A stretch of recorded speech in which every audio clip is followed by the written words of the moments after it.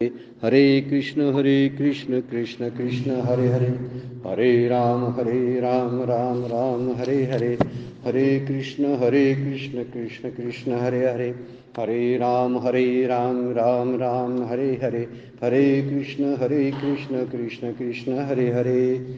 ब्रह्मानन्दं परमसुखदं केवलं ज्ञानमूर्तिं द्वन्द्वातीतं गगनसदृशं तत्त्वमस्यादिलक्ष्यम् एकं नित्यं विमलमचलं सर्वधी साक्षिभूतं भावातीतं त्रिगुणरहितं सद्गुरुं तं नमामि। नमामि सद्गुरु शान्तं सच्चिदानन्दविग्रहं पूर्णब्रह्मपरानन्दैशम् आनन्दीवल्लभं सद्गुरु सच्चिदानन्दं केवलं करुणाकरं ज्ञानयोगेश्वरं वन्दे ज्ञानदेवा पुनः पुनः। अलंकापुरी पुण्यभूमी पवित्र तिथे नांदतो ज्ञानराजा सुपात्र, तया आठविता घडे पुण्यराशी नमस्कार माझा सद्गुरु ज्ञानेश्वरांशी।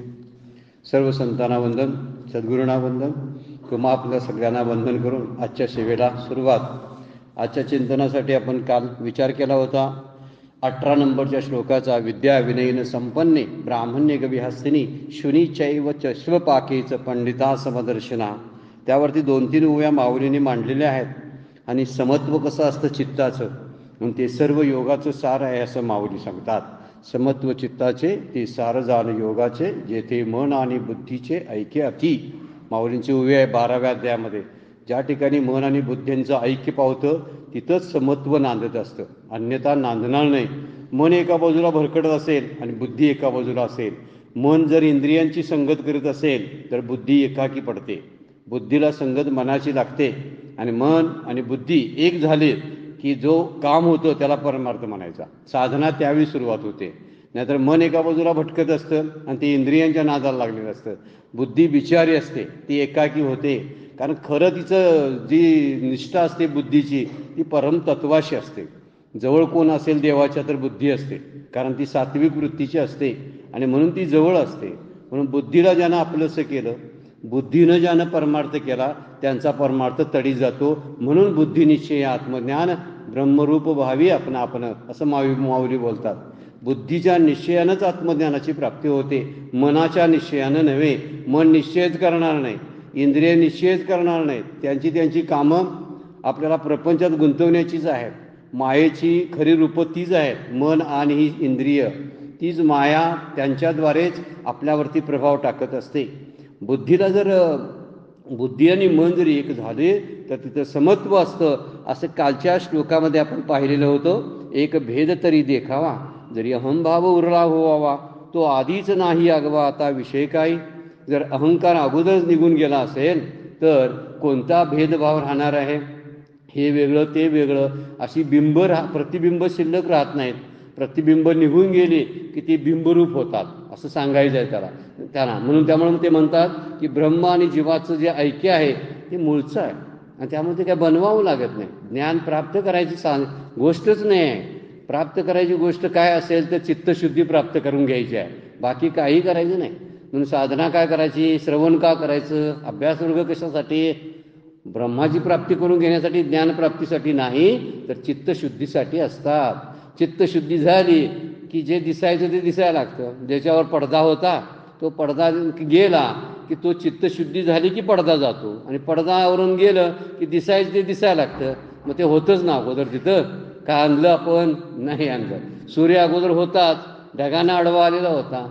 शेवाळं होतं पाण्यावरती, पाणी दिसत नव्हतं. शेवाळं बाजूला केलं, खाली पाणी आहेच. का पाणी मी तयार केलं, नाही. तसं ज्ञान मी तयार करत नाही. अर्धवट माझं ज्ञान जगाच्या बाबतीतलं जे होतं ते अर्धवट ज्ञानाला अज्ञान म्हणतात. ज्ञानाचा अभाव म्हणजे अज्ञान नव्हे. शास्त्र कशी व्याख्या करते जपून बघा. ज्ञान नाही त्याला अज्ञान असं नाही. ज्ञान आहेच, अज्ञान म्हणजेच ज्ञान. विचार केला तर लक्षात येतं. मला कळत नाही असा कधी कोण म्हणतो तर त्याला कळलेलं आहे की मला कळत नाही. त्यामुळं मला कळलंय, मला कळत नाही, म्हणजे कळलं शब्द आहेच ना. मग कळलं म्हणजे अज्ञान आहेच की. ज्ञान आहे म्हणूनच अज्ञानाची जाणीव होते, नाहीतर होणारच नाही. कशी कळेल सांगा बघू अज्ञान आपल्याला आहे ते. ज्ञान आहे म्हणून कळतं. म्हणून ज्ञान कुठून आणायचं नाही. त्यासाठी काहीतरी मांडावं लागेल ना, काही न लागे मांडावे, काही न लागे सांडावे, असं संत सांगतात ना. त्याचा अर्थ तेच, न लगे जावे मनांतरा, सुखे येतो घरा नारायण, अशी भाषा बोलतात संत. घरात नारायण येतो म्हणजे का, तो असतोच, आणायचा नाही आहे नारायणाला. तसा हृदयामध्ये राम, सर्व सुखाचा आराम. माऊलीची भाषा कशी आहे बघा, आनंदाचा सगळा ठेवा आपल्या हृदयामध्ये आहे. फक्त त्या आनंदाचे सोर्सेस तिथून आहे ते आपल्याला माहिती नाही. आपण म्हणतो विषय कुठेतरी लांब असला आणि भोगला नाही तर आनंद होत नाही बघा. म्हणजे कुठेतरी कोणतरी आहे तर त्याला तिथं ठेवून आपल्याला इथं भोगता येईल का विषय, नाही भोगता येणार. भांड्यामध्ये बासुंदी आहे आणि मी इथं बसून ती भोगू शकतोय का बघा, नाही. म्हणजे मला बासुंदी खावी लागते, जिभेत ठेवावी लागते. जीभ जे स्वाद आणते तो आत्म्यातनं आणते आणि तो मला देते, आणि मी म्हणतोय जिभेमुळे मला गोड लागतं. सगळी गंमतच आहे. आणि त्यामुळं खरा विषय कुठला आनंद मिळतो याचा पत्ता कळणार नसल्यामुळं आपण आनंदाचा जो स्रोत आहे तो स्रोत विसरून गेलेलो असतो. म्हणून संत आपल्याला फक्त आनंद कुठेतरी अडकून राहिलेला आहे, कुठल्या तरी प्रतिबंधामध्ये तो अडकलेला आहे हे फक्त सांगतात. इथं समत्व जे आणलेलं आहे ते समत्व फार श्रेष्ठ दर्जाचा भाव, ब्रह्मभाव, त्याला ब्रह्मदृष्टी असे शब्दप्रयोग संत वापरतात. म्हणून आपल्यामध्ये ब्रह्मभाव जागृत होण्यासाठी प्रयत्नशील असायला पाहिजे. त्यासाठी अहंकाराला दूर जायला लागतं, असं वर्णन कालच्या चिंतनामध्ये आपण पाहिलं. आता एक नवीन श्लोक आहे. आपण आत्मज्ञानी पुरुषांची आंतरिक स्थितीची जी लक्षणं आहेत त्याचा विचार करायला लागलो आहे. म्हणजे जवळजवळ 19व्या श्लोकापासून हे सुरू झालेलं आहे. आता आपण बघायला लागलोय अगोदरचा श्लोक नंबर 19 नाही, त्याच्या अगोदरचा, की आता श्लोकापासून या सुरुवात होतात की आता पुढे त्याची आंतरिक स्थिती कशी आहे याचं वर्णन कसं काय आहे ते सांगायला लागतात. जीवनमुक्त पुरुष असतात कसे असतात. 19 नंबरचा श्लोक बघा. इहेव तैर्जिता सर्गो येषां साम्य स्थितम मनः निर्दोषही समम ब्रह्म तस्मात् ब्रह्मणी स्थिता. निर्दोषही समम ब्रह्म श्रुती सांगितल्या बघा उपनिषदातली. म्हणजे सगळी भगवद्गीता उपनिषदाचं सारच आहे. कारण शेवटी आपण म्हणतोयच की काय कुठला अध्याय, उपनिषदशू, ब्रह्मविद्या, या सगळं जे म्हणतो त्याचं कारण तेच आहे. हे उपनिषदातच घेतलेलं आहे, फक्त जास्त वाचायला लागू नये म्हणून 700 श्लोकामध्ये त्याला सीमित केलेलं आहे, एवढंच आहे. आणि 700 श्लोक समजत नाही म्हणून माऊलीने ते श्लोक 9000 ओव्यामधून विभागून दिलेले आहेत.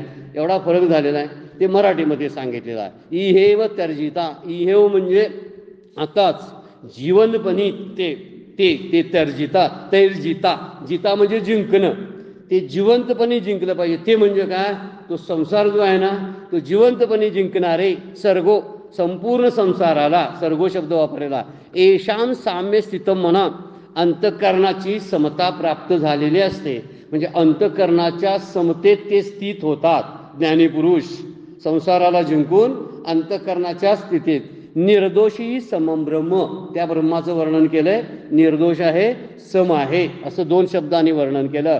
तस्मात् ब्रह्मणी ते स्थिता. ते सम असतं म्हणून तेही समस्थितीत राहतात. कोण, जीवनमुक्त पुरुष जे असतात ते विषयांना त्यांनी जिंकलेलं असतं, संसाराला जिंकलेलं असतं. आणि तैर्जिता शब्दच वापरलेला आहे की एव साम्यात ज्याचे मन स्थित आहे त्यांनी या वर्तमान आयुष्यातच संसाराला जिंकलेले असते. कारण ब्रह्म हे भेद दोषरहित आणि सर्व भूतामध्ये सम आहे, म्हणून ते ज्ञानी ब्रह्माच्या ठिकाणी स्थित असतात. हा श्लोकाचा अर्थ आपण बघितला. म्हणजे साम्य स्थितीमध्ये येणं, साम्यामध्ये ज्याचं मन स्थिर झालेलं आहे. आणि ही साम्य स्थिती कशी असायला पाहिजे याचं वर्णन वरच्या श्लोकामध्ये केलेलं आहे. विद्या विनयन संपन्ने ब्राह्मणे गवी हस्तिनी, या ठिकाणी समदर्शी ते असतात. याला साम्य स्थिती म्हटलेले आहे. त्यांच्या बघण्यामध्ये, ऐकण्यामध्ये, बोलण्यामध्ये वैषम्य नसतं. वैषम्य म्हणजे विषमता, एकासाठी एक दुसऱ्यासाठी दुसरं असं ते काय करत नाहीत. अशी साम्यता त्यांच्यामध्ये आलेली असते. आणि ज्या साम्यामध्ये त्यांचं अंतःकरण स्थिर झालेलं असतं त्यांनी या वर्तमान आयुष्यातच, म्हणजे आत्ता जिवंत असतानाच संसाराला जिंकलेलं असतं. जिवंत असताना त्याला जीवनमुक्त अवस्था म्हणतात. विधेयमुक्ती आणि जीवनमुक्ती असं शास्त्रानं 2 विभाग केलेला आहे. काही जण म्हणतात मृत्यूनंतर सुद्धा मुक्ती मिळते. मृत्यूच्या समयी जर भगवत चिंतन आपलं चालू असेल, वेदांताचं चिंतन चालू असेल आणि कामना शून्य आपण झालो असेल, कधी अगदी मृत्यूच्या क्षणाला जर आपण कामना शून्य असू तर आपल्याला मुक्ती मिळते. वास्तविक ती देहाबरोबर देहही बाहेर मुक्त होतो आणि त्यालाही मुक्ती मिळते. त्याला विधेयी मुक्ती म्हणतात. विधेयी मुक्तीचा आणखीन एक वेगळा अर्थ करतात की देहात असताना सुद्धा देहासक्ती टाकून सगळा व्यवहार करत असतात, तेही विधेयी मुक्त मानले जातात. पण त्यांना त्याच्यापेक्षा चांगला शब्द जीवनमुक्तच आहे. आणि मृत्यूनंतरच्या मुक्तीला विधेयी मुक्ती म्हणावं असा एक ठोकळ मानानं त्याचा वेगळा कॅटेगरी पाडलेली आहे. आपल्याला काय त्याचं काही घेणं देणं नाही. आपण आनंदी आहोत का हे सारखं तपासत राहायला लागते. फार शास्त्रामध्ये आपण जायला लागलो ना आणि शास्त्राच्या व्याख्या पाठ करायला लागलो तर बऱ्याचशा काही गोष्टी दूर व्हायला लागतात. सगळ्या शास्त्रांनी एकच संदेश दिलेला असतो आणि तोच संदेश आपण कुठल्या तरी एकाच ग्रंथाचा संदेश सतत आपल्या विचारात असावा लागतो. म्हणून सारखे भारावर ग्रंथ वाचत राहू नयेत. बुद्धिभेद होतो. यात एक वेगळंच त्यात एक वेगळंच. मला काय पाहिजे ते नेमकं काय कळत नाही. आपल्याला काय पाहिजे ते मुळात कळायला पाहिजे अगोदर, तेच कळत नाही. म्हणून आपण इथं मला पाहिजे ते त्यात आहे का, अरे पण तुला पाहिजे काहीतरी सांग. नाही दुकानात मी बघणार आहे, मला दिसेल ते मी घेणार आहे, याला काय अर्थ आहे का. मला जे पाहिजे ते घरातून बाहेरच पडलो पाहिजे ना. मला डाळ तांदूळ काहीतरी आणायचं आहे, घेतलं. ती आणायचं आहे, गेलो, लगेच तात्काळ आणता येते ना, वेळ वाया जात नाही. समजा माहीतच नसेल तर मी बघणार आहे, बघूया घरी काय काय नाही ते मला तिथं दुकानात गेल्यावर कळलं. आता अशीच दुकानं मांडली गेलेली आहेत ना, त्याला मॉल किंवा मार्ट म्हणतात की ज्यामध्ये सगळं दिसतं आणि नको असलेलं सुद्धा घेऊच वाटतं. संसाराचं नवीन चित्र आहे बरं काय ते डी मार्ट असतात ते जे मॉल निघालेत ना, ते संसाराचं दुसरं स्वरूप आहे छोटं. हे मोठा संसार, तो छोटा संसार आहे. नको असलेलं घ्यायची इच्छा करणारा लावणारा मार्ट असतो कायम. आपल्याला काय नको असते तरी पण घेऊच वाटते. ते आकर्षण आहे. आणि इथंचं वर्णन केलेलं आहे की आपल्याला जे हवं आहे ते निश्चय अगोदर केला पाहिजे. आणि निश्चय कोणत्या गोष्टीचा करावा, जे सतत माझ्याबरोबर आहे त्याचं ज्ञान मला व्हावं.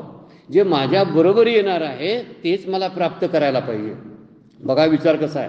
आपल्याबरोबर येणारी कुठली गोष्ट आहे याचा विचार सतत करावा. कधी मृत्यूनंतर सुद्धा माझ्याबरोबर येणार आहे अशी कोणती वस्तू मी जाताना घेऊन जाणार आहे की ज्यामध्ये माझ्या मुलांना सुद्धा वाटणी घालता येत नाही, ज्यासाठी वारसा हक्कानं त्यांना कुठलीही गोष्ट मिळणार नाही किंवा ती मला कुणाला देता येणार नाही, माझ्याकडून कुणाला हिसकावून घेता येणार नाही, अशी कुठली गोष्ट असेल तर ते म्हणजे ज्ञान आहे. मग जाताना मला ज्ञानच प्राप्त करून घ्यायला पाहिजे, कारण ते जाताना घेऊन जाता येतं. त्याचा वापर पुनर्जन्म जर झाला तर तो करता येतो. पण तो करण्यासाठी ते घेऊन जाता येतं. असंच काहीतरी मिळवावं ना. पैसा अडका घेऊन का उपयोग आहे काय नाही. आत्ता म्हणतात, वर्णन करतात, पोहण्यामध्ये राष्ट्रीयला सुवर्णपदक, आंतरराष्ट्रीय सुवर्णपदक प्राप्त करणारा एखादा जरी पोहणारा जर स्विमर असेल, आंतरराष्ट्रीय सुवर्णपदक मिळवलेलं आहे, पण पुढच्या जन्मात आल्यावर त्याला ते डबा घेऊनच पोहा शिकायला लागते. गंमत बघा. पुढच्या जन्मात एवढा सुवर्णपदक मिळवतास, जरा तरी वापर की मागची विद्या नाही. पण मागच्या जन्मात ज्ञानेश्वरी वाचली होती ना, या जन्मात निश्चित आठवणार आहे ज्ञानेश्वरी. किती गंमतशीर चांगली गोष्ट आहे बघा. आपण अशीच गोष्ट मिळवावी की ज्याचा पुनर्जन्मामध्ये त्या संचयाचा मला विनियोग करता येईल. पैशाचा विनियोग करता येत नाही. कुठल्या बँकेत माझं पैसे मागच्या जन्मा होते कुठं आहे माहिती काय, काही माहीत नाही. माझ्याकडे सोनं किती होतं, माझं घर कुठं होतं, माझी बायका मुलं कुठं होती, काही माहिती नाही. म्हणजे ही सगळी सुटणार आहेत माझ्यापासून एक एक एक एक बाजूला. मग माझ्या बरोबर कोण येणार आहे ह्याचा तरी पत्ता लावायला पाहिजे एकदा अगोदर. असं जर ठरवलं तर ते संसारावरती राज्य करतात की माणसं. यांना कळलेलं असतं मला काय पाहिजे. मूळ गोष्ट काय होती बघा, महत्त्वाची गोष्ट आहे, अधिक ग्रंथ वाचायचे नाही. गोंदवलेकर महाराज सुद्धा पुन्हा पुन्हा त्यांच्या त्या प्रवचनामध्ये सांगतात बघा, अधिक भेसळ झाली ना ज्ञानाची, सगळी ज्ञान नव्हे शास्त्राचे सिद्धांत असतात ते, इतके सिद्धांत लागत नाहीत आपल्याला. थोडेसे सिद्धांत लक्षात आले ना एकदाच लक्षात घ्यावं आणि त्यानुसार वाटचाल करत बसावी. परमपूज्य काका सुद्धा म्हणतात, अधिक वाचू नका, अधिक काय करू नका. त्यामुळं काय होतं की आपल्यात बुद्धिभेद होतात. इकडल्याने सांगितलं तिकडल्याने सांगितलं, ह्याचं ऐकलं त्याचं ऐकलं. एकदा ऐकायची सवय गोष्ट अशी लागली ना तशाच प्रकारचं ऐकायचं. तशाच प्रकारचं पुस्तकं असतील तर ग्रंथ वाचायची त्याच्याशी संबंधित, दुसरं काही वाचायचं नाही. म्हणून एक ग्रंथ, एक नाम, एक जागा, एक वेळ अशी निवडावी आणि त्यानुसार वाटचाल करावी. नामाची जागा सारखी बदलत बसू नये. आज इथं बसलाय, उद्या म्हणतो डोंगरावर जाऊन बसतो, परवा म्हणतो तिकडं आमच्या हॉलमध्ये जाऊन बसतो. अशी जागासारखी नामाची बदलू नये, नामही बदलू नये. त्याने दिलं ते फार चांगलं नाम आहे. पूर्वी आम्हाला हेच गोड वाटते, मग गुरूंनी दिलेलं नाही ते बरोबर वाटतच नाही. असं काय असते काय. गुरुने दिलेलं म्हणून बरोबर वाटत नाही. आता त्याने विचारपूर्वक दिलेलं असतं, आपली लायकी पाहून दिलेलं असतं. आपण पूर्वी घेतो त्याची सवय लागलेली असते आपल्याला, आणि म्हणून वाटतं तेच नाम आपल्याला पाहिजे. त्याच्यापेक्षा एक नाम, एक ग्रंथ, एक देव, सारखं बदलत राहायचं नाही. बदललं नाही ना, समजा जास्त कुठेतरी बोलावं लागतं तर रेफरन्सेस घ्यावे लागतात, म्हणून कुठेतरी शास्त्र चाळावी लागतात. ठीक आहे, पण ज्याला काही बोलायचंच नाही आहे, मला नुकतंच व्हायचं आहे, मग फार सोपी गोष्ट आहे. प्रवचन करायला जायला आणि कीर्तन करायला फार अवघड आहे, ती कधी सुटलीच नाही. प्रवचन आणि कीर्तनकार फारसे मुक्त झालेले नाहीत, अगदी अपवादात्मक आहे. कारण सांगून सांगून सांगून रिकामी झालेले असतात, त्यांच्याकडे काही नसतंय, नुसतंच बडबडण्यामध्ये आयुष्य जातं आणि त्यामुळे काहीच मिळत नाही. नाथाने एक मूवी त्यामध्ये टाकलेली आहे बघा, घाण्याचं उदाहरण दिलेलं आहे.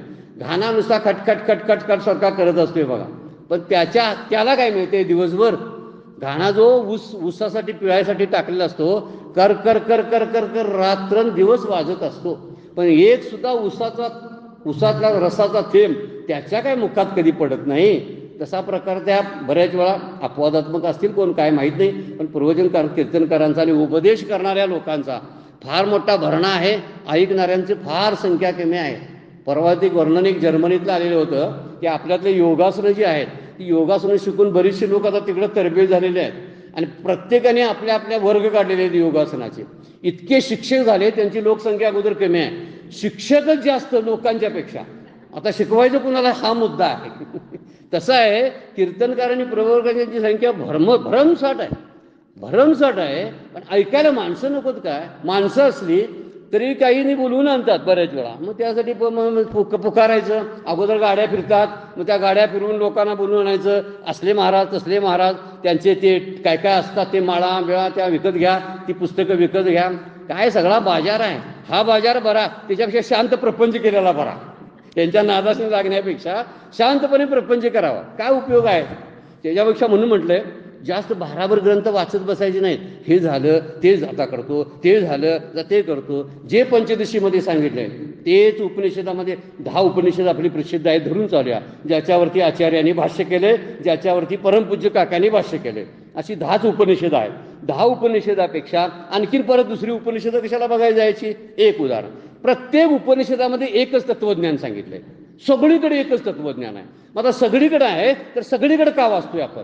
हा एक मुद्दा विचारात घ्यायला पाहिजे. वाचल्यामुळं फरक वाटला का? नाही, त्याच्यापेक्षा मला हेच चांगलं वाटलं, मग चांगलं वाटलं ते घ्यावं. एकच एक पत्करलं ना तर त्याच्याशी आपण एकरूप होतो, त्याच्यावरती आपलं प्रेम जळतं. आणि ज्याने ते लिहिलंय, म्हणजे तुकोबानी गाथा लिहिली, भागवत नाथाने लिहिलं, दासबोध समर्थाने लिहिला, ज्ञानेश्वरी माऊलीने लिहिली, त्यांचे आशीर्वाद आपल्या पाठीशी असतात. ते म्हणतात माझ्या ग्रंथालाही सोडत नाही, याला सगळं तत्वज्ञान कळू दे. आता ह्याच्यात असतेच ना, त्या ह्याच्यात आहे ते उपनिषदात. परवा मुद्दाम वर्ग 2 वेळा घेतले होते बघा, परमपूज्या मंदाताई आणि श्रद्धेय मुळे शास्त्रींनी, की त्यामध्ये ब्रह्मसूत्र आणि ज्ञानेश्वरी यांचं साम्य किती आहे, आणि उपनिषद आणि ज्ञानेश्वरी यांचं साम्य किती आहे, असं साम्य सांगणाऱ्या उभ्या त्यांनी काढून दाखवल्या होत्या. इथं आपल्या इथं अभ्यास वर्ग त्यांचा झाला होता त्यावेळी. किती साम्यता आहे ज्ञानेश्वरीच्या आणि उपनिषदांच्या तत्वज्ञानामध्ये. पण नाही, ते ज्ञानेश्वरी होय ते मराठी तुम्ही वाचा, ते आम्ही जाड वाचतोय, वाचा.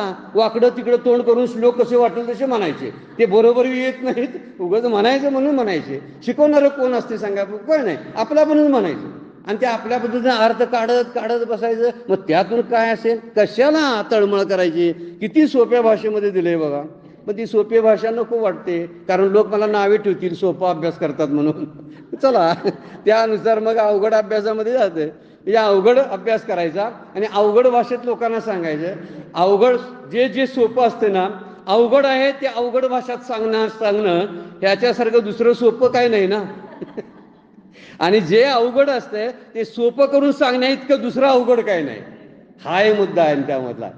जे आहे ते सोपं करून सांगणं फार अवघड असतं, आणि अवघड आहे ते अवघड भाषेत सांगणं फार सोपं असतं. ते आहे तसं सांगायचं आहे हो, पण त्यातलं मला काय भावलं हे फार महत्वाचं आहे. स्वतःचं काय त्यामध्ये आहे हे फार महत्वाचं असतं. स्वतःचं चिंतन प्रत्येक ओवीमध्ये घुसलं पाहिजे आपल्या.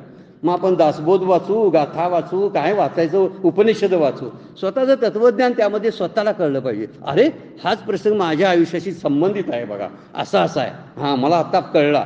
त्या अमक्याशी सुद्धा मला घटना जी होती ती अशीच घटना आहे बघा, असं जुळवता आलं पाहिजे प्रपंचाशी. म्हणजे आपली साधना जी आहे जीवनाभिमुख करता आली पाहिजे. जीवन वेगळं आणि साधना वेगळं, जगायचं वेगळंच आणि वाचायचं वेगळंच. त्याला काय अर्थ आहे काय सांगा बघू. आजचं शिक्षण आहे ना तसंच. आता 10वीपर्यंत मी काय काय काय शिकलो होतो ना, एक्सचा वर्ग आणि काय अमुक वर्ग, कुठंच मला उपयोगाला पडली नाहीत नंतरच्या आयुष्यामध्ये. याला काय शिक्षण म्हणायचं का काय. असं शिक्षणाच्या वेगवेगळ्या तऱ्हा आपल्याला बघायला मिळतात. शिक्षणाचा जीवनाशी काही संबंध आहे का तो महत्वाचा, तसा परमार्थशास्त्राचा जीवनाशी काही संबंध आहे का हे बघितलं पाहिजे. गोंदवलेकर महाराज म्हणतात, जो व्यवहारात उपयोगी पडत नाही ना तो खरा वेदांतच नव्हे, आणि व्यवहार सोडून जो केला जातो, वेदांत सोडून जो केला जातो तो व्यवहारच नव्हे. कसं उलटं सुलटं बोलतात बघा. म्हणजे वेदांत सोडून जो व्यवहार करतो ना तो चुकीचा व्यवहार करतो, आणि व्यवहारामध्ये ज्या वेदांताचा उपयोग होत नाही तो खरा वेदांतच नव्हे. आता व्यवहार करायसाठी वेदांत पाहिजे का, काय सांगण्यासाठी वेदांत आहे सांगा बघू. नाही, सांगण्यासाठी अजिबात शास्त्र नाही. शास्त्र जगण्यासाठी आहे. आपण उलटं सगळं घेतलेलं असल्यामुळं जगणं एका बाजूला, म्हणजे मी मंदिरात आणि देवघरात बसून राम राम राम राम राम करायचं आणि बाहेर जाऊन ऑफिसात जाऊन मी पैसे भ्रष्टाचार केला तरी चालतं, असा प्रकार झालाय. त्या रामाशी, देवघरातल्या रामाशी माझ्या ऑफिसमधल्या रामाचा काही संबंध आहे की नाही, असायला पाहिजे ना. सगळी माणसं समोर आहेत, घरातली माणसं वेगळी, इकडं माणसं वेगळी का दिसतात, इथं समदर्शिना सांगितलेली आहे. तर त्याचा विचार पुढे आता विस्तार करायला चालू केलेला आहे. तो जो तत्ववेत्ता पुरुष आहे तो काय करतो बघा, इहेव त्यजिता सर्गो येषाम साम्य स्थितम मना. त्याचं मन जे आहे, त्यातलं अंतःकरण जे आहे ते साम्य स्थितीला पोचलेलं असतं, कारण त्यानं संपूर्ण संसाराला जिंकलेलं असतं. संसार जिंकणं फार अवघड गोष्ट आहे, परमार्थ करणं फार सोपी गोष्ट आहे. म्हणून संसारात राहून परमार्थ करणं अत्यंत कठीण गोष्ट आहे. नुसता संसार करणं सोपं, नुसता परमार्थ करणं सोपं, पण संसाराबरोबर परमार्थ करणं फार अवघड आहे. आणि ते संतांनी करून दाखवले, परमपूज्य काकांनी करून दाखवले. कुणाचं उदाहरण घ्यायचं नाही, सगळ्यांना काका लागू पडतात, सगळ्याला वेगळं. त्यांचं एकाएकाचं तरी वेगळं असेल. ज्ञानेश्वर माऊलींची त्यावेळची स्थिती, त्यांच्या घरची स्थिती त्यावेळची वेगळी असेल. त्यांना कुठला तरी स्पर्श कमी झाला. दासबोधामधलं वर्णन समर्थांचं त्यांनी ज्या स्थितीमध्ये केलं ते वेगळं असेल. तुकोबांचं कसं आहे, संसाराकडे लक्षच दिलेलं नाही, असं दे संसार आहे तसा चालू दे म्हणून. नाथांचं तसंच आहे, संसार करत सगळे वेगळे वेगळे विचार. परमपूज्य काका सगळ्या या चक्रातून जाऊन जीवनमुक्त अवस्थेला प्राप्त झालेले आहेत. सगळ्यात मोठा आदर्श ते आहेत. प्रवचन, श्रवण, वाचन म्हणजे ग्रंथ, सगळ्यासाठी आपल्याला परमपूज्य काका हेच आदर्शवत आहेत. इथं वर्णन केलंय ज्यांनी संपूर्ण संसाराला जिंकलेलं आहे. म्हणून संसार जिंकणं हे परमार्थ जिंकण्यापेक्षा, जीवनमुक्त होण्यापेक्षा फार कठीण आहे. संसार जिंकला की जीवनमुक्तच झाला असा वेगळा प्रकार करावा लागत नाही. संसारातल्याच कामना आहेत, ममत्व आहे, अहंकार आहेत, विकार आहेत. या रागदेशापासून जो बाहेर पडला त्यानं जिंकलं, नाहीतर हरला. म्हणजे मग परमपूज्य काकांचा दृष्टांत आहे. संसार संत काही न करता, संसारातलं काही न करता त्यांनी संसार जिंकला, आणि आपण रात्रंदिवस संसार करून संसारानं आपल्याला हरवलं. खरंच आहे, जाताना आपल्याला मृत्यूसमयी संसार हरवतोयच, हरवल्याशिवाय सोडत नाही. का तर अजून काहीतरी करायचं राहिलंय असं म्हटलं ना तर संसाराचे पाय आमच्या छातीवरच असतात. आपण रिकामे झालेले नसतो, कारण काहीतरी करायचं शिल्लक असते ना. आमचं काहीच करायचं शिल्लक नाही, अशा स्थितीत जो जातो ना त्यानं संसार जिंकला, अन्य कुणी नाही. म्हणून इथं वर्णन केलेलं आहे, ज्यानं निर्दोषी समम ब्रह्म. हे ब्रह्म जे आहे ना, ब्रह्मतत्व अगदी निर्दोष आहे, अत्यंत निर्दोष आणि सम आहे. दोन शब्द या श्लोकामध्ये वापरलेले आहेत, निर्दोष आणि सम ब्रह्म. ही श्रुती आहे बरं का उपनिषदातली. निर्दोषी समब्रह्म तस्माद ब्रह्मनी स्थिता, म्हणून तो ब्रह्मामध्ये स्थित होतो असं वर्णन केलेलं आहे. म्हणजे यासाठी 2-3 शब्द वापरलेत माऊलींनी, आणि माऊलींनी त्याचं वर्तन करताना एक 4-5 ओळीमध्ये केलेलं आहे. मन साम्यात स्थित असतं, आणि हा वर्तमान जो जन्म आहे त्या आयुष्यातच त्यानं संसार जिंकलेला असतो. आपलं शरीर या संसार परमार्थ करण्यासाठी फार उपयोगाची गोष्ट आहे बरं का. सगळ्यात मोठं साधन कोणतं असेल तर आपलं शरीर आहे. कशासाठी? परमार्थासाठी, साध्यासाठी. म्हणून शरीर हे साधन वापरलं पाहिजे. माऊली काय बोलतात बघा 96 नंबरच्या ओळीमध्ये, म्हणून सर्वत्र सदा सम ते आपणची अद्वय ब्रह्म ते संपूर्ण जाणे वर्म समदृष्टीचे. हे जे वर्म आहे ना त्याचं गुपित आहे. ते गुपित कोण जाणतात? जे समदृष्टी झालेले असतात, जे वरच्या श्लोकामध्ये सांगितलेले आहेत ते समदृष्टी झालेले तत्ववेत्ते तेच फक्त यातलं वर्म जाणतात. कुणाचं? तर सर्वत्र सदा सम असलेल्या ब्रह्माचं. ते ब्रह्म जे आहे ते सदा आहे, सर्वत्र आहे आणि सम आहे. 3 शब्द वापरला. सर्वत्र सदा सम, ते आपणची अद्वय ब्रह्म. अद्वय म्हणजे जिथं द्वैत नाही अशी अद्वैतता त्यामध्ये वर्णन केलेली आहे. माऊली वर्णन करतात बघा, जे सर्व देशात म्हणजे सर्व ठिकाणी. देश म्हणजे असं कुठं नव्हे, म्हणजे भारत, पाकिस्तान, नेपाळ असा देशाचा अर्थ नव्हे, तर सर्व ठिकाणी, सर्व देशात, सर्व काळात सम, स्वगत, सजातीय विजातीय भेदशून्य ते ब्रह्म आपण आहोत हे समदृष्टीचे वर्म तो जाणतो. ते ब्रह्म मी आहे अशी त्याची निश्चितता खात्री झालेली असते. त्याचं वर्म त्याला कळलेलं असतं. म्हणून प्रत्येक गोष्टीमध्ये काहीतरी वर्म असतं. ते वर्म जाणलं पाहिजे. ते ब्रह्म मी आहे असं समजलं पाहिजे. याला समदृष्टी शब्द वापरलेला आहे. म्हणून माऊलींनी वर्णन करतात आत्म्याचं किंवा ब्रह्माचं. ते कसं आहे? सदा सर्वत्र सम. हे 2-3 शब्द वापरलेले आहेत. ते सम आहे म्हणजे इथं जास्त तिथं कमी असं नाही. ते इथं आहे आणि दुसरीकडे नाही असं नाही. म्हणजे देश काळ वस्तू असा जे परिच्छेद त्याला अजिबात नाही. वर्णन केले तो सिद्धांत आहे वेदांताचा. देश वस्तू काळ असं अपरिच्छिन्नत्व त्याच्याकडं असतं. तो देश आणि वस्तू आणि काळामध्ये अडकलेलं नसतं. कारण इथं आहे तिथं नाही असं नाही. या काळी आहे आणि त्या काळी नव्हतं असं नाही. या वस्तूत आहे आणि दुसऱ्या वस्तूत नाही असं नाही. म्हणून ते देश काळ आणि वस्तू अपरिच्छिन्न असतं. म्हणजे त्याच्याशी त्याची परिच्छिन्नता म्हणजे मर्यादेत व्यापलेलं असतं. तसं नाही आहे ते. संसार मात्र मर्यादित आहे. इथं आहे म्हणजे इथं जर पुस्तक मी जर इथं आहे तर मी पुण्यामध्ये नाही आहे. बघा मला किती त्यामध्ये परिच्छिन्नत्व आहे. मला मर्यादा किती आहेत बघा. इथं असलेलं तिथं नसतं. म्हणजे काल होतं ते आज नाही आहे असं काही गोष्टी घडतात बघा. जे काल होतं पण आज दिसत नाही असंही बऱ्याच वेळा घडतं. म्हणजे त्याला देश काळ आणि वस्तू याचा परिच्छेद नाही. म्हणून इथं वर्णन करतात जे सम आहे. आणि दुसरी गोष्ट सर्व देशात आहे, सर्व काळात आहे, सजातीय स्वजातीय सजातीय आणि विजातीय अशा 3 भेद त्याला लागू पडत नाहीत. जरा वेदांत शास्त्र सांगितलेलं आहे, जे उपनिषदामध्ये वर्णन केलेलं आहे. त्यामुळे राग द्वेष रहित झाल्याशिवाय आपली आसक्ती आणि आपला तिटकारा ह्या दोन्ही गोष्टीत गेल्याशिवाय आपल्याला कामना निघून जात नाही आणि अंतःकरणामध्ये सम राहता येत नाही. ब्रह्म कसा आहे? सम आहे. आणि सत्पुरुष जे असतात ना, जीवनमुक्त पुरुष, ते सुद्धा सम असतात. कारण त्यांनी ब्रह्म जाणलेलं असतं. ब्रह्म जाणणारे ब्रह्मरूप होतात. ब्रह्मेव काय शब्द आहे? श्रुती सांगते ब्रह्मविद भवती असं वर्णनच आहे शास्त्रानं सांगितलेलं आहे. आणि त्यामुळं जे ब्रह्म जाणणारे असतात ते ब्रह्मरूप झालेले असतात. म्हणून तेही तसेच असतात. त्यांच्यामध्ये सुद्धा रागद्वेषातले विकार जे आहेत ते निघून गेल्यामुळं अंतःकरणाची समता ती सांभाळून ठेवतात किंवा राहिलेली असते. म्हणून महापुरुष जे असतात ना, जीवनमुक्त पुरुष आणि साधे आपण जे आहेत त्यांच्यामध्ये हाच फरक काय की त्यांच्यामध्ये निरंतर अशी समता असते, निर्दोषता असते आणि शांती असते.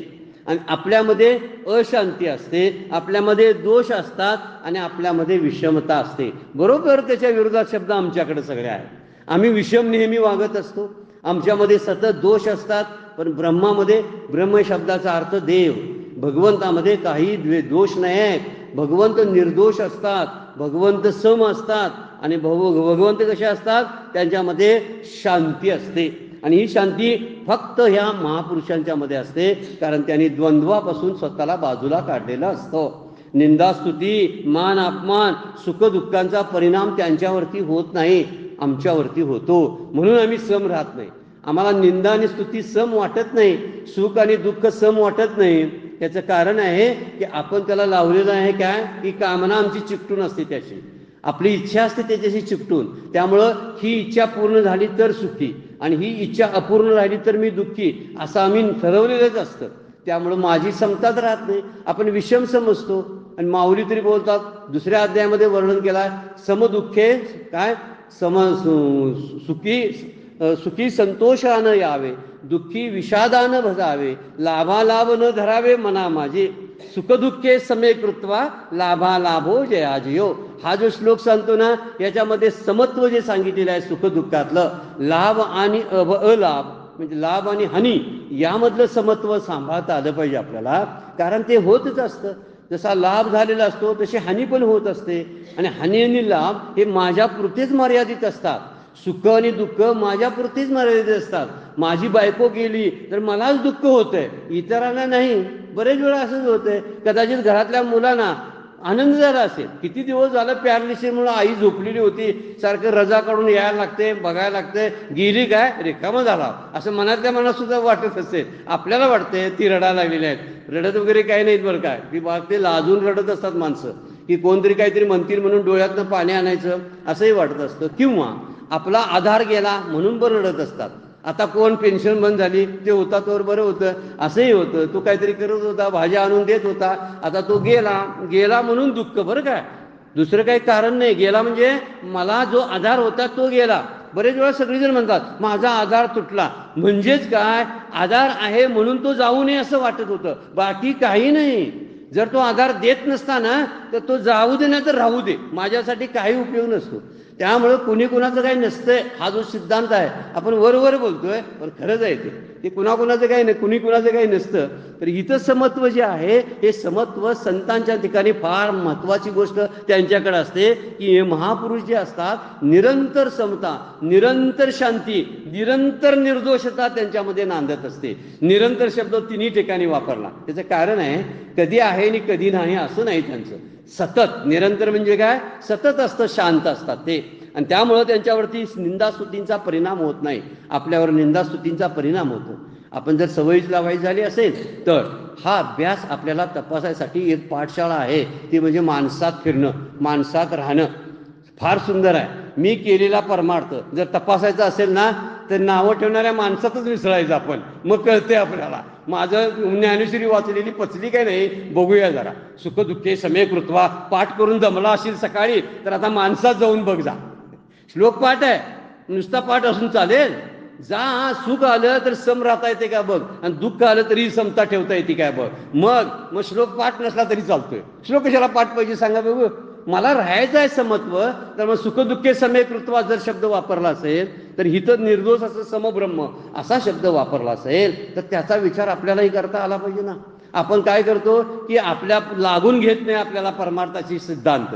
आमच्यासाठी नाही म्हणतो ते वाचण्यासाठी आणि ऐकण्यासाठी. एवढ्यासाठी सिद्धांत जर असतील शास्त्र असेल तर काय उपयोग होत नाही. म्हणून त्यांचं मन जे आहे द्वेषरहित झालेलं असतं, द्वंद्वरहित झालेलं असतं आणि अपेक्षरहित अंतःकरण असतं. बरं का, द्वंद्व कुठलंच नसतं. द्वंद्व म्हणजे दोन जोडी एकत्र असली का त्याला द्वंद्व म्हणतात. निंदा स्तुती एकमेकाच्या विरोधार्थी शब्द, त्याला द्वंद्व म्हणतात, समानार्थी नव्हे. द्वंद्व म्हणजे विरोधार्थी शब्दांची जोडी. त्यासाठी निंदा स्तुती, मान अपमान, सुख दुःख, शीत उष्ण, चांगलं वाईट, ह्या ज्या जोड्या आहेत ना व्यवहारातल्या, या जोड्यामध्ये ज्यावेळी आपल्याला ते वाटणीला येतं त्यावेळी अगमापायी नित्यांस्थान तितिक्षस्व भारत असं दुसऱ्या अध्यायातला श्लोक आपल्याला सांगतो. शांतपणे तितिक्षा कर रे बाबा, सहन करीत जा. सहन केल्यामुळं दुःख सुद्धा कंटाळून जातात. याला काय त्रास द्यायचा, हे काय परिणामच करून घेत नाही म्हटल्यावर ह्याच्यावर कशाकडला यायचं, असे दुःख सुद्धा आपल्याकडून कंटाळून जाते आपण जर सहन करायला शिकलो तर. पण आपल्याला सहन करता येत नाही म्हणून मुद्दामच काही मुलांना कशाचा ज्याचा राग येतोय, ती शाळेतली मुलं त्याच नावानं त्याला चिडवत असतात बघा. का, ज्याचा राग येतोय ना त्यानंच चिडवायचं. तशी ही संकट आणि दुःखही काय करतात, हे रडते कशानं बघतात तसंच रडवायला येतात ती. पण आपण जर रडलो नाही, अरे बापरे याला काय परिणामच होत नाही वाटतात आणि ती निघून जातात. पण आपण वाट कधी बघितली आणि निघून जात याची बघतच नाही. त्या आलीत की रडायचं, गेलीत की हसायचं. असं हसणं आणि रडणं आमचं चालू असतं. सत्पुरुषांच्या जीवनमुक्तांच्या आयुष्यामध्ये असलं दोन्ही राहत नाही. त्यामुळे द्वंद्वरहित असतात, कुणाचाही द्वेष करत नाहीत आणि कसलीही अपेक्षा करत नाहीत. अद्वेष्टा सर्वभूतानाम शब्द जो वापरला दुसऱ्या अध्यायामध्ये तो अद्वेष्टा असतो. म्हणजे सर्व भूतमात्राच्या ठाई द्वेषाते नेण्याचे काही आपपर नाही चैतन्य जैसे. चैतन्याचं वर्णन करताना माऊली म्हणतात जसं आत्म्याला कमी जास्तपणा नसतो ना तसं सत्पुरुषांच्या ठिकाणी आणि ज्ञानी भक्तांच्या ठिकाणी असतं. आता हे वर्णन केलं, त्यातला आपल्याला कोणकोणत्या गोष्टी लागू करून घ्यायच्या, त्याला अभ्यास म्हणतात. मग अशी म्हटलं ना, ज्ञानेश्वरी सकाळी वाचली, नाम तासभर घेतलं, आता तास नंतर उरलेले 23 तास ज्ञानेश्वरी पचली की नाही बघायला बाहेर पडायचं. त्याला अर्थ आहे, नाम 1 तास घेतले ना, खरंच शांत करते काय नाम, बघूया तरी तपासून. कोणतरी उलट जर बोललं तर मला काय वाटतं, नाही साडी फार छान आहे असं म्हटलं तर अंगावर असे हळूच रोमांच येतात, काय मग अजून पचलेलं नाही आहे ते, बरं वाटतंय, वा वा वा वा, चहा घेत आहे काय लगेच म्हणायचं. का परवाचं तुमचं घंटन चांगलं होतं, तुमचं ते जॅकेट आहे ना फार सुंदर वाटलं तुमचं, असं म्हणलं की आपण त्यांना चहाला बोलवते. त्यांनाही माहीत असते की असं म्हणायचं म्हणजे चहा मिळतोय. असं करून ते आपल्याला जे करत असतात, ह्यांच्या विकार, हे विकार आहे बरं काय. म्हणजे चांगलं म्हणलेलं बरं वाटणं हाही विकार आहे. जसं आपण म्हणतो ना, वाईट झाल्या आम्हाला वाईट वाटते, वाईट काहीतरी प्रसंग आपल्या समोर आहे, म्हणजे कोणीतरी निंदा केली, त्याच्या अंगावरती जर आपल्यावरती प्रभाव पडत असेल तर तोही विकार आहे. आणि स्तुतीनं बरं वाटत असेल तर तोही विकारच आहे. म्हणजे परमपूज्य काकांना दृष्टांत देतात बघा, एखादा डोह शांत आहे, त्याच्यात कोणतरी आला आणि दगड टाकला की तरंग उमटत उमटत उमटत डोह्यात जातात आणि नाहीशे होत होत तो दगड जातो तळाशी आणि रिकामा होतो, त्यालाही तरंग उमटतात. दुसरा कोणतरी आला आणि त्यानं लाडू चांगला तुपातला लाडू टाकला, तरी पण तरंग उमटतात. गंमत कशी आहे बघा, म्हणजे चांगलं बोललं तरी तरंग आणि वाईट बोललं तरी तरंग. आपण निस्तरंग कधी व्हायचं हे बघायला पाहिजे, तरंग रहित जगता आलं पाहिजे. म्हणून त्याला म्हटलेलं आहे ते द्वंद्व रहित असतात, म्हणून सम असतात. सम वर्णन केले त्यासाठी तर ते सम काय असतात, तर त्यांची अपेक्षा कुठलीही सम राहिलेली नसते. अनपेक्षा, शुचिरदक्षा, उदासीनो, गतव्यता, सर्वारंभ परित्यागीय, मदभक्ता, समय प्रिया. 12वा अध्याय काय सांगतोय बघा, मला कुठला प्रिय भक्त आहे, जो अपेक्षा रहित असतो तो. जयाच्या ठाई पांडवा, अपेक्षा नाही निघावा, सुखाचा चढावा जयाचा असणे. 12व्या अध्यायातल्या ओव्या सगळ्या पाठ करण्यासारख्या आहेत बघा. नुसत्या पाठ नाही, वापरायला गेलो ना, मंदिरात गेलं की भक्ती कशी असायला पाहिजे ते त्या ज्ञानेश्वरीला विचारायचं, ज्ञानेश्वरांना विचारायचं शिष्य कसा असायला पाहिजे. शिष्य कसा असावा हे ज्ञानेश्वर माऊलींनी ज्ञानेश्वरीमध्ये वर्णन केलंय. त्यातली योग्य गोष्ट आपल्याला लावून बघितली पाहिजे. नाहीतर काय, बऱ्याच वेळा वेगळंच प्रकरण काहीतरी घडत असतात. शिष्यत्वाच्या नावाखाली गुरूंच्यावर अत्याचार करणारी सुद्धा खूप मंडळी असतात बरं काय. आणि हे शिष्यत्व मी सांभाळतोय असं वाटत असतंय, पण त्यामध्ये अत्याचार पण होत असतात. ते बिचारे तितिक्षा धरून असतात, ते काय कशाला काय करतील, श्रीगुरूंच्या ठाई किंवा जीवनमुक्त पुरुष असतात, ते काही बोलत नाहीत. याचा अर्थ आम्ही केलेली भक्ती त्यांना प्रिय झाली असा अर्थ निघत नाही बरं काय. माझी भक्ती कुठल्या भावानं आपण करतोय कुणाला माहिती. रावण काय भक्त नव्हता, होताच की, काय नव्हता, होता, पण त्याची भक्ती कुठली होती. हिरण्यकशिपूला काय कमी वर मिळवले होते भक्तीनं त्यानं, एवढे त्यांनी ग्रंथ लिहिलेले आहेत. रावणाचा तरी ग्रंथ मोठा आहे, संस्कृत ग्रंथ प्रसिद्ध आहे, त्याचं ते स्तोत्र आहे कुठलं आपण ते वाचतो, ते शंकरावर केलेलं स्तोत्र आहे. किती काय गंमत शिरती, किती विद्वान लोक होते, पण ते राक्षस राहिलेत ना. त्याला अर्थ काय, तमोगुणी भक्ती होती पण तमोगुणी होती, रजोगुणी होती. सात्विक वृत्तीतली भक्ती पाहिजे किंवा गुणातीतातली भक्ती असायला पाहिजे. इथं वर्णन ते केलेलं आहे. अनपेक्ष झालेले असतात, त्यांना कुठल्याही प्रकारची अपेक्षा नसते, कारण ब्रह्मच निरपेक्ष आहे, आनंद निरपेक्ष आहे. आणि म्हणून त्या निरपेक्ष पदाला ते प्राप्त झालेले असतात. त्यांचं अंतःकरण पूर्ण स्वाधीन असतं, जिंकलेलं असतं त्यांनी स्वतःला. म्हणून इथं वर्णलेलं आहे बघा, स्वर्गे तरी जिता सर्गो. सर्गो या शब्दाचा अर्थ आहे संपूर्ण संसाराला त्यांनी जिंकलेलं असतं. आणि संसार जिंकायचा म्हणजे का कुठं लढाईला जायचं आहे, जिंकता येत नाही. ते कोण सिकंदर होता ना, जगत जेता सिकंदर, जन्मभर लढाया केल्या, पण शेवटी कुठेतरी भारतात काय कुठं त्याला मृत्यू झाला, वाईट अवस्थेमध्ये मृत्यू झाला शेवटच्या ठिकाणी. आणि सगळं जिंकता आलं नाही, जिंकता येतच नाही हो. तेवढी आपल्याकडे काय ही क्षमता नसते, आपली ताकद तेवढी नसते, आपलं आयुष्य तेवढं नसतं. त्यामुळे संसाराला जिंकता येत नाही, संसाराला बाधित करूनच राहता येतो, अन्यथा आपल्याला राहता येत नाही संसारामध्ये. म्हणून इथं म्हणलेलं आहे की त्यांचं अंतःकरण स्वाधीन झालेलं असतं, म्हणजे पराधीन नसतं. पर अधीन म्हणजे दुसऱ्याच्या अधीन. आता पर हा शब्द मनाच्या अधीन, इंद्रियांच्या अधीन, शरीराच्या अधीन, बुद्धीच्या अधीन, नातलगांच्या अधीन, त्याला पराधीन असा शब्द आहे तो. पराधीन म्हणजे पर म्हणजे दुसरे. मग दुसरे कोण, एक म्हणजे सुरुवातच आपल्यापासून घेऊया, देहावर आधारित माझं सुख. देह जर व्यवस्थित असला तर बरं, तर सकाळपासून रात्रीपासून असं दुखायला लागले, पाठ दुखायला लागली, हे व्हायला लागले, त्याचा सगळ्यांच्यावर परिणाम. आणि ह्यांच्याकडे बघितलं की आमची पोट दुखायला सुरू होते, अशी काही लोक पण असतात बघा, सतत चेहरा पडून असतात. आणि त्यामुळे त्यांच्याकडे बघितलं की आपलं पण तसंच व्हायला लागतं. तर तो शरीराच्या अधीन असतो, इंद्रियांच्या अधीन असतो. अमुक पाहिजे तमुक पाहिजे असं इंद्रियांना वाटत असतं, तो त्याला पुरवत असतो. तो इंद्रिया अधीन आहे म्हणायचं. हे खावंसं वाटतं, ते खावंसं वाटतंय, असं करावंसं वाटतंय, तसं करावंसं वाटतंय. गेल्या वर्षी खाल्लेलं आज आठवतंय, गंमतच आहे ही. कसं आहे, ही जिभेच्या अधीन झालेली इंद्रिय अधीन झालो देवा, तुकाराम महाराज म्हणतात. आता दया सिंधू पुन्हा तू साथ करी, आता तू आता मध्ये राहे उभा राहे नारायण, दया सिंधूपण साच करी.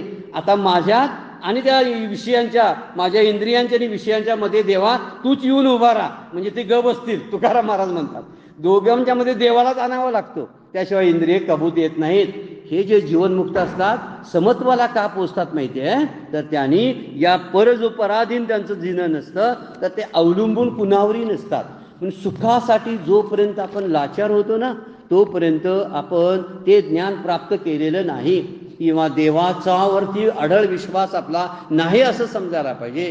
कारण ते ब्रह्माचं लक्षण कसं आहे बघा की, ते किती निर्दोष आहे, किती सम आहे. मग त्यातलं समत्व थोडं तरी आपल्याकडे आलं पाहिजे ना.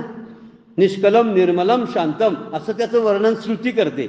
निष्कलम आहे म्हणजे त्याला कुठलेही वरचढ असं काही नाही, निर्मल आहे म्हणजे अत्यंत शुद्ध काय असेल तर ते आहे.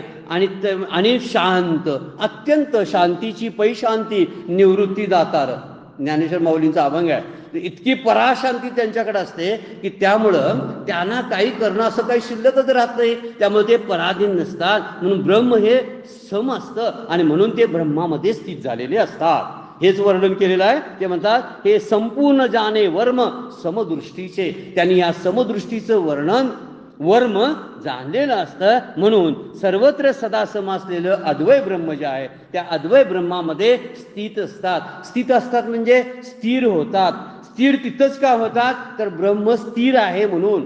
अस्थिर नाही ते. सगळ्यात स्थिर कोणतं असेल तर ते स्थिर आहे. ते स्थिर आहे म्हणून सगळं जग हलतंय. जगातल्या क्रिया दिसतात कारण ते निष्क्रिय आहे म्हणून. जग क्रीडा करतं कारण ते अक्रीडा आहे म्हणून. लक्षात घ्या. नाहीतर छत शांत असतंय म्हणून पंखा फिरतो. पंखाचा घट्टा, वरचा घट्टाही फिरायला लागला तर हवा येईल काय आपल्याला. पातीच फक्त फिरतात. वरचा घट्टा जो असतो ना, वरचा मोठा तो फिरत नाही. एक स्थिर असल्याशिवाय दुसरं फिरू शकत नाही. म्हणून आम्ही फिरतो आणि पृथ्वी फिरते, म्हणून मध्ये आहे ना मधला तो, त्याला काय म्हणतात, तो पृथ्वीच्या मध्ये आहे तो, ते स्थिर आहे म्हणून त्याच्या भोवती, त्या आसाभोवती पृथ्वी फिरते. त्या आसाला ब्रह्म म्हणूया आपण, की त्याच्या भोवती पृथ्वी फिरते. एक स्थिर असायला लागतं, त्याशिवाय दुसरं हलत नाही. ते ब्रह्म स्थिर आहे. तुकाराम महाराज सुद्धा ईश्वराला, विठ्ठलाला म्हणतात, तुझं विन काही स्थिर आहे ऐसे नाही. कसं वर्णन करतात विठ्ठलाचं बघा. तुझ्याशिवाय देवा स्थिर राहणारं दुसरं काहीच नाही, म्हणून तुझ्यात मला घे म्हणजे मी स्थिर होईल. प्रपंच अस्थिर आहे, प्रपंचाच्या चाकावर मला नेऊन ठेवू नकोस. तर प्रपंचाच्या चाकाच्या मध्ये जो आर असतो म्हणजे कणा म्हणतोय आपण, तो फिरत नाही आणि तो शांत असतो. त्या शांत त्या चाकावर बसायला पाहिजे ना. एखादी माशी आहे आणि चाकाच्या आऱ्यावर जर बसली असेल तर ती फिरत राहणार. आणि जर तिने सोडलं, का मी फिरतोय, ती फिरत असते का आरा फिरत असतो, चाक फिरत असतं, तर चाक फिरत असतं. संसार फिरतो म्हणून आपल्याला आपलं फिरणं चालू असतं. मी संसाराला सोडून न फिरणाऱ्या ब्रह्मतत्वावर जर स्थिर झालो ना, जसे हे स्थिर होतात तसं, तर माझं फिरणं थांबेल. माझी धावा खुंटलिया धाव तृष्णेचिया, आता निश्चिंतीने पावलो विसावा, खुंटलिया धावा तृष्णेचिया. काय ऋण जुन रे भ्रमरा, काय म्हणतात, सोडी रे अवगुण रे भ्रमरा, तुझ्या अवगुण भ्रमरा सोड, जीवरूपा भ्रमरा तुझ्या अवगुण सोड. ज्ञानेश्वर माऊलींचा अभंग आहे बघा. आणि कुठं चरण कमळदूळ रे भ्रमरा, राही रे निश्चल रे भ्रमदा.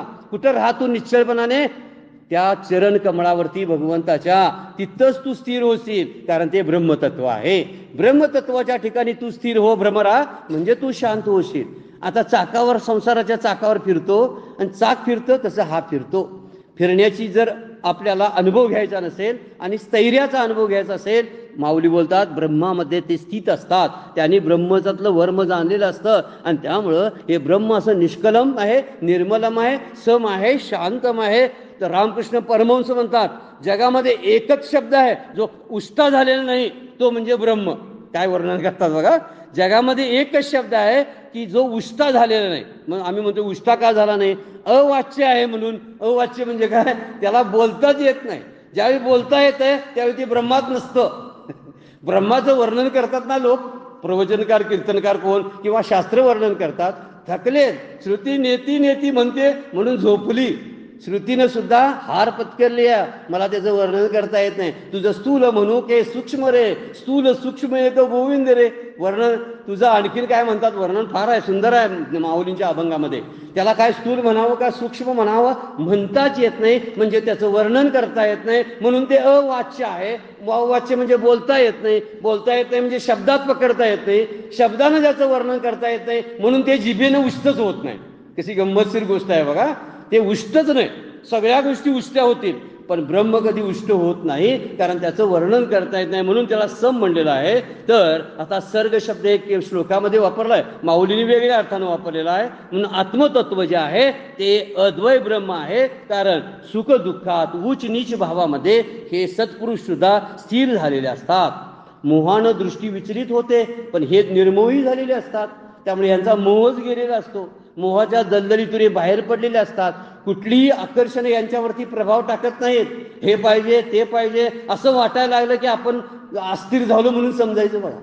मग आपण म्हणू कदाचित हलत नसू आपण, पण आपली वृत्ती हलत असते, सारखी धावाधाव करत असते, चहू बाजूनी फिरत असते, आणि म्हणून त्या ठिकाणी स्थिर होणं फार गरजेचं आहे. ओळीचं पूर्णपणे संपलेलं नाही, वर्णन करता आलं नाही आपल्याला, पण वेळेचा मर्यादा आहे, त्यामुळे तरी 2-3 मिनिटं जादा झालेली आहेत. ती त्या आता त्या ऐकून कोण ऐकणारे असतील तर त्यांना कदाचित थोडासा 3 मिनिटाचा त्रास होणार आहे, तरी पण क्षमा मागून 3 मिनिटाची मी आता विराम घेतो. आजची सेवा सद्गुरूंच्या चरणी, ज्ञानेश्वरांच्या चरणी अर्पण करतो आणि विराम घेऊया. पुंडलिक वरदा हरी विठ्ठल श्री ज्ञानदेव तुकाराम.